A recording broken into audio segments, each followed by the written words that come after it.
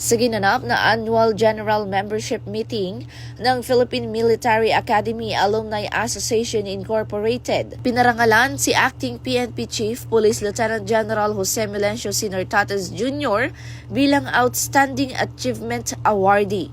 Binigyang pagkilala ang kanyang kahusayan at natatanging serbisyo sa Philippine National Police na nagpapakita ng dedikasyon sa komunidad at profesionalismo.